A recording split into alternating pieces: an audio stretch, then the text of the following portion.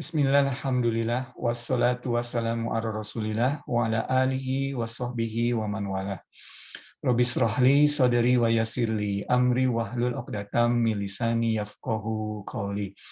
Ibu-ibu, bapak-bapak, dan adik-adik pengajian kagak dirahmati Allah, Assalamualaikum warahmatullahi wabarakatuh. Di dalam sebuah hadis, dalam kitab hadis Imam Al-Tirmizi, Sunan Al-Tirmizi, ada sebuah hadis yang diriwayatkan oleh Ibnu Abbas radhiyallahu anhuma, di mana beliau menyampaikan bahwasanya salah seorang sahabat radhiyallahu anhu secara tidak sengaja mendirikan sebuah tenda di atas sebuah kuburan. Dan lo and behold, sahabat tersebut mendengar dari dalam kuburan tersebut surat Al-Mulk dibacakan dari awal hingga akhir. Nah, sahabat tersebut kemudian menjumpai Rasulullah SAW dan menyampaikan pengalamannya. Kemudian Rasulullah SAW menjawab, sesungguhnya ini adalah al-munjiyah. Al-mani'ah. Ya, al-munjiyah itu adalah sang penyelamat. Al-mani'ah adalah sang pembela yang sedang menyelamatkan sesiapa yang ada di kuburan tersebut dari siksa kubur. Nah, ibu-ibu, bapak-bapak, dan adik pengajian dirahmati Allah, inilah salah satu keutamaan. Salah satu keutamaan dari surat Al-Mulk. Menyelamatkan kita dari siksa kubur. Nah, dalam kesempatan ini, ibu-ibu, bapak-bapak, dan adik pengajian dirahmati Allah, kita akan kembali memulai kajian Al-Quran kita, kajian rutin Al-Quran kita, dan sekarang ini kita akan membaca surat Al-Mulk. Surat Al-Mulk ini dalam mushaf Utsmani adalah surat yang pertama, ya, atau surat ke-67, surat yang pertama dari juz ke-29. Ya, hanya 30 ayat. Bisa selesai 5-10 menit, insya Allah, ya, dibacanya. Dan kita sangat direkomendasikan untuk membacanya di antara maghrib isya ataupun setelah isya sebelum tidur, karena itu tadi untuk menyelamatkan kita dari siksa kubur.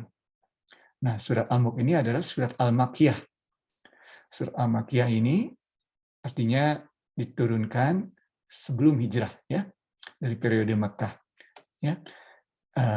Dan karakteristiknya adalah surat Al-Makkiyah ini sangat kental dalam masalah tauhid dan juga hari akhir. Ya, akan kita lihat dari ayat-ayat surah Al-Mulk yang insya Allah akan kita baca bersama-sama. Nah, mari kita mulai membaca surat Al-Mulk tersebut bersama-sama, insya Allah. Yang pertama, ayat pertama, pada a'udzubillahi minasyaitonirrajim, bismillahirrahmanirrahim. Tabarakalladzi biyadihil mulku wa huwa ala kulli syai'in qadir. Tabaraka ini dalam terjemahan bahasa Indonesia biasanya disebutkan sebagai Maha Suci. Tetapi mungkin lebih tepat diterjemahkan sebagai sungguh penuh berkah. Siapa yang dirujuk di sini? Allah Subhanahu wa taala. Tabaraka ini sungguh penuh berkah. Sungguh sumber dari segala keberkahan. Siapa? Allah Subhanahu wa taala. Alladzi biyadihil mulk, ya, yang di tangannya ada kerajaan.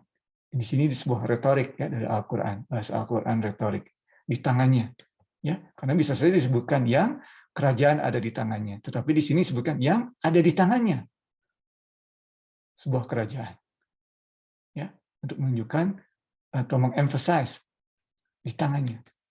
Artinya dia ini menurut Ibnu Abbas penuh kontrol, ya, karena ada di tangannya. Ya, nah, kita tadi menyebut Ibnu Abbas sudah 2 kali, ya. Sebelum lebih lanjut, mari kita sedikit mengulang. Ibnu Abbas ini adalah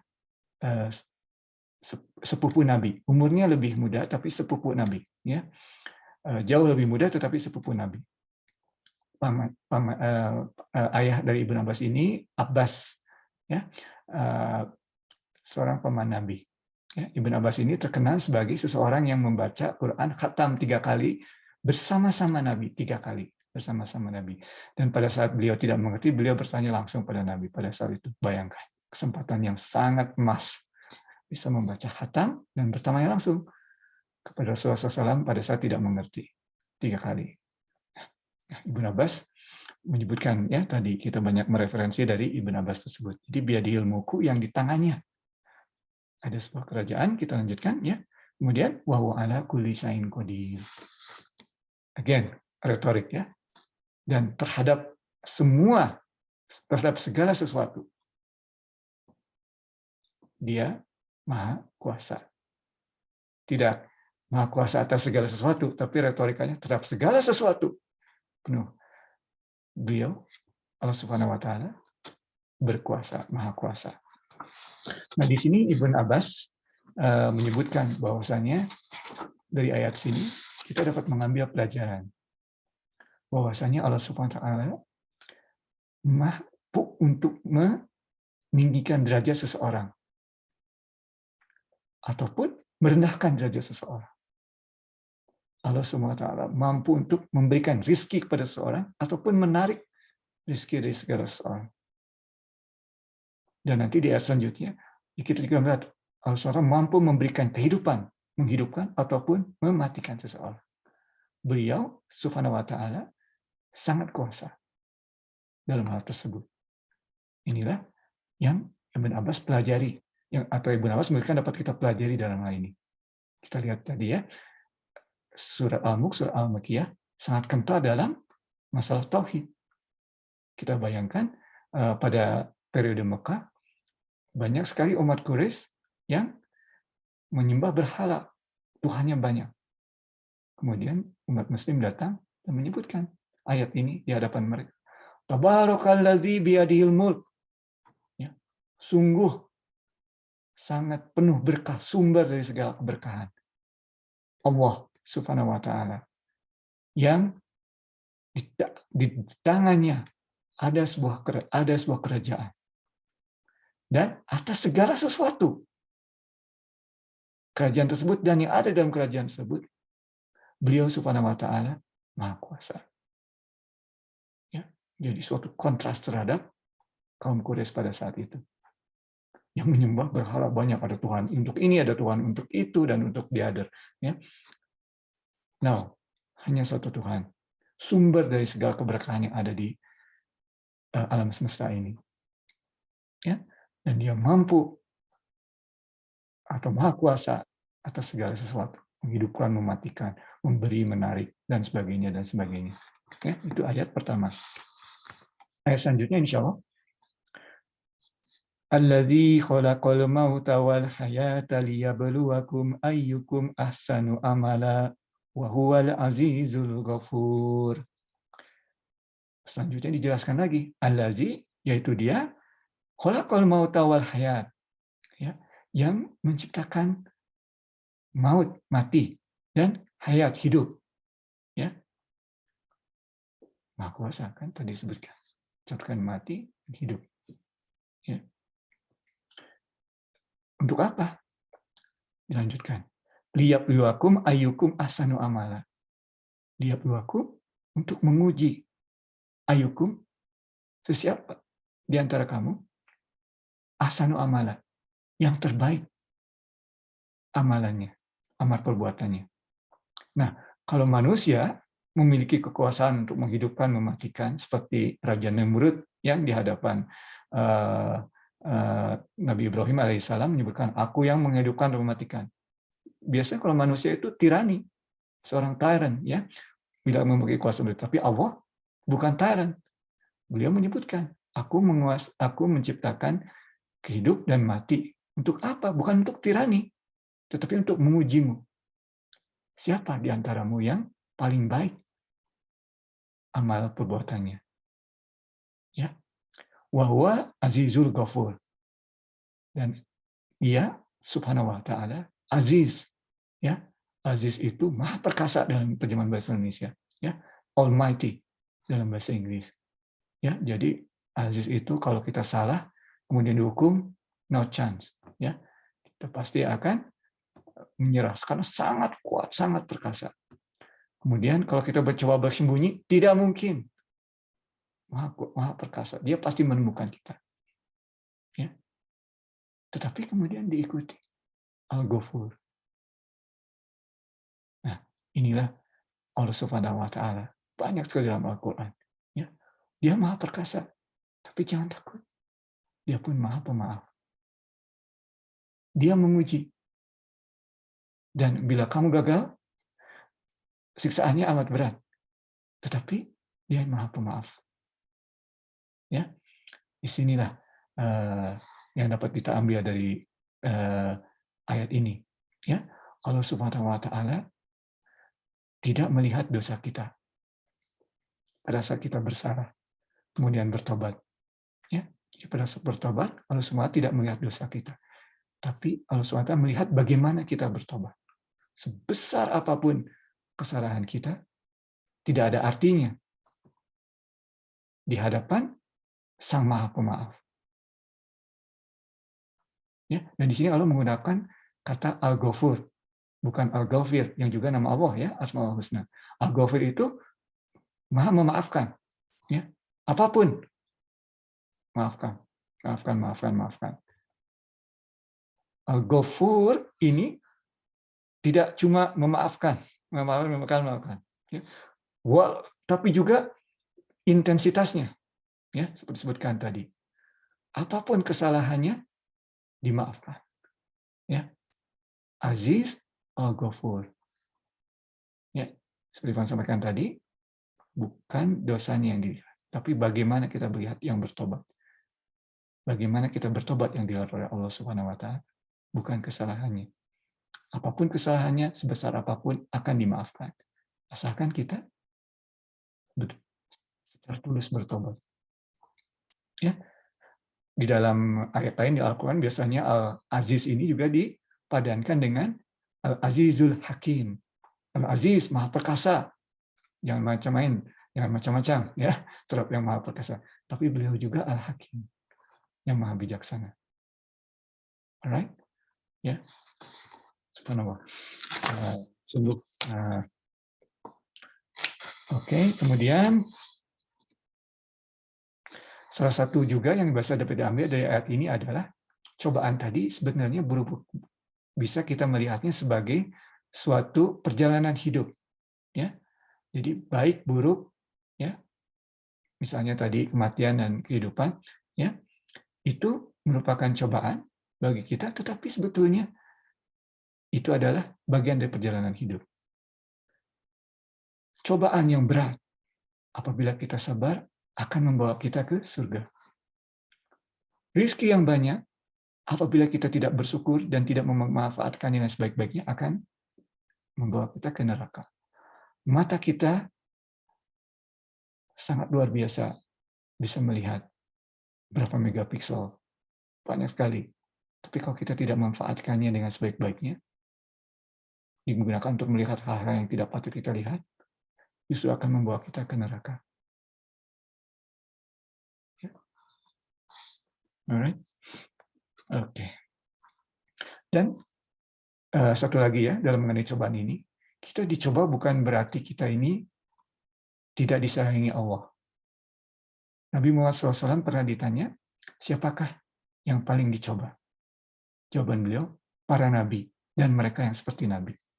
Jadi semakin tinggi derajat seseorang, semakin besar cobaannya. Jadi jangan putus asa kalau mendapat cobaan. Justru manfaatkan itu sebagai sarana untuk mendekatkan diri kepada Allah.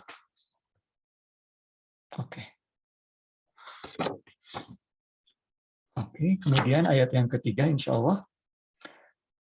Alladzi khalaqa sab'a samawatin tibaqa ma tara fi khalqir rahmani min tafawut farji'il basara hal tara min futur. Dia yang menciptakan langit yang 7 lapis, ya. Sab'a samawatin tibaqa, ya. 7 lapis. Ma tara fi khalqi rahman. Nah, di sini. Tidak mungkin kamu melihat, ya, dari ciptaan yang Maha Pengasih. Ya, Fir-Rahman. Min tafawud, sesuatu yang tidak seimbang, ya, tidak proporsional. Jadi kalau kita melihat, kita tidak akan mampu melihat atau tidak akan melihat sesuatu yang tidak proporsional. Semua proporsional. Ya, jangankan yang di atas, yang dekat kita ya, jari kita sini proporsional ya. Robot pun mengikuti jari manusia ya supaya bisa menggenggam. Ya, semuanya proporsional. Tidak sama, ya. Kalau sama semua, bayangkan jempol semua. Gimana caranya untuk mengambil sesuatu? Tapi berbeda, tetapi semua proporsional. Farji'i basara hal tara min futur. Kembali lihat lagi, ya. Hal basara tara min futur. Farji'i basara hal tara min futur. Di sini menggunakan bukan tafawud tapi futur, futur, ya. Maaf, min futur, ya. Futur ini artinya flow kalau dalam bahasa Inggris, ya. Jadi kalau tadi tidak seimbang, kalau ini para ulama menyebutkan seperti lubang atau cracks, ya, retakan. Ya. Coba lihat lagi, ada nggak lubang atau crack? Ya. Para ulama juga menyebutkan, menyimpulkan dari ayat ini, ya, al-tafawud itu dari jauh tidak akan kelihatan, ada yang tidak seimbang. Kemudian coba lihat lagi lebih dekat, coba lihat lagi lebih dekat, ada tidak lubang-lubang atau crack? Ya, inilah para ulama menafsirkan dari ayat ini. Summarji'il basara karrataini yanqalib ilaikal basaru khasi'aw wa huwa hasir. Summarji' again, ya, lihat lagi. Dan apabila kamu lakukannya, matamu akan frustrated, ya. Kemudian lelah. Jadi kalau kita mencari-cari ketidaksempurnaan Allah, ya, dalam Al-Quran, terutama ini misalnya pada saat umat Muslim menyampaikan umat Quraisy, coba lihat dalam Revelation ini, dalam wahyu Allah. Kalau kamu mencoba mencari-cari kesalahan, kamu tidak akan menemukannya. Matamu akan lelah dan kamu menjadi frustrated. Ya, demikian. Dan insya Allah ayat yang terakhir yang akan kita baca pada kesempatan kali ini, ayat yang kelima.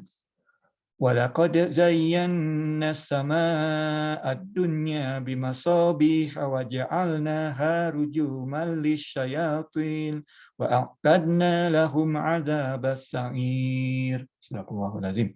Ya, walaqad, dan sesungguhnya, ya,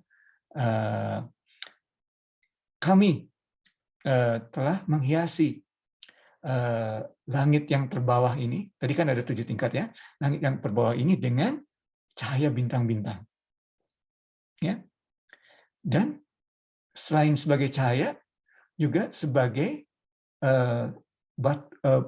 apa istilahnya, rujum itu jadi seperti batu yang bisa dilemparkan, ya, peluru yang bisa dilemparkan terhadap sayatin, ya, rujuman li sayatin, untuk setan, ya.